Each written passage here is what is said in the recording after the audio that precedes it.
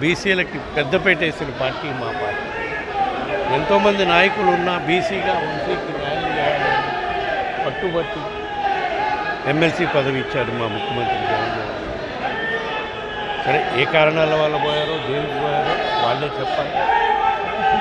ఎవరు పోయినా మా పార్టీకి ఇబ్బంది ఏం లేదు.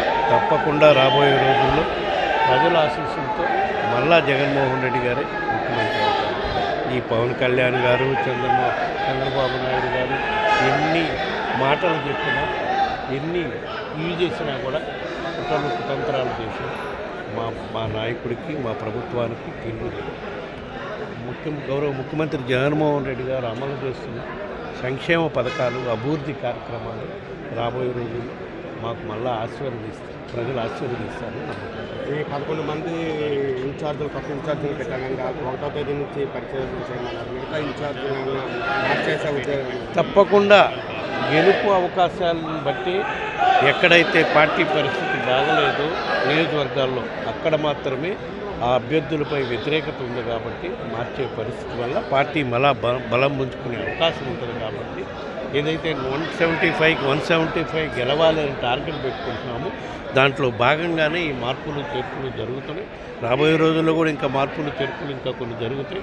తప్పకుండా ఎక్కడ మార్పులు చేర్పులు జరిగినా కూడా గౌరవ ముఖ్యమంత్రి గారిపై ఉన్న గౌరవంతో, అభిమానంతో ఎక్కడ అభ్యర్థులను మార్చినా కూడా వాళ్ళు పార్టీకి నియమాలకు కట్టుబడి ఉంటారు. అక్కడ ఎవరు అభ్యర్థిగా పెట్టినా కూడా కలిసి పనిచేసే కార్యక్రమం జరుగుతుంది. వాళ్ళ గెలుపు కూడా కృషి చేస్తారని చెప్పి నిన్న రీజనల్ కోఆర్డినేటర్ తోటి సీఎం గారు సమావేశం చేశారు కదా, ఏం దిశానిర్దేశం చేశారు?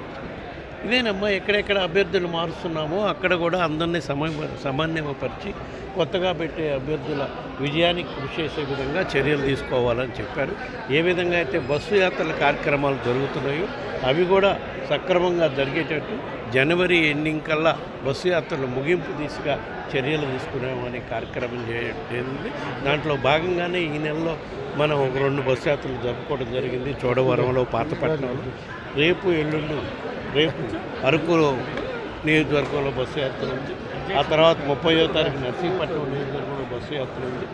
అదేవిధంగా నెక్స్ట్ మంత్ కూడా సుమారుగా ఒక 7 నియోజకవర్గాల్లో జనవరి ఎండింగ్ లోపల బస్సు యాత్ర చేసి మన ఉత్తరాంధ్ర జిల్లాలో టోటల్ బస్సు యాత్రలు ముగించే కార్యక్రమం జనవరి ఎండింగ్ లోపల చేయాలని చెప్పి గౌరవ ముఖ్యమంత్రి గారు దశ నిర్దేశించారు. సార్, త్వరలోనే జగన్ విశాఖ పరిపాలన రాజధానిగా అంటే ఇక్కడి నుంచి పరిపాలన చేసే అవకాశం ఉంది. తప్పకుండా చేస్తారు నాయన. కోర్టుల వల్ల ఏ విధమైన కోర్టులు ఇదవుతున్నాయో అవి చూసుకొని మళ్ళీ న్యాయ నిపుణుల సలహాలు తీసుకొని తప్పకుండా రాబోయే రోజుల్లో అట్లీస్ట్ డిసెంబర్లోనే రావాలని అన్ని చర్యలు తీసుకోవాలని మేము భావించాం.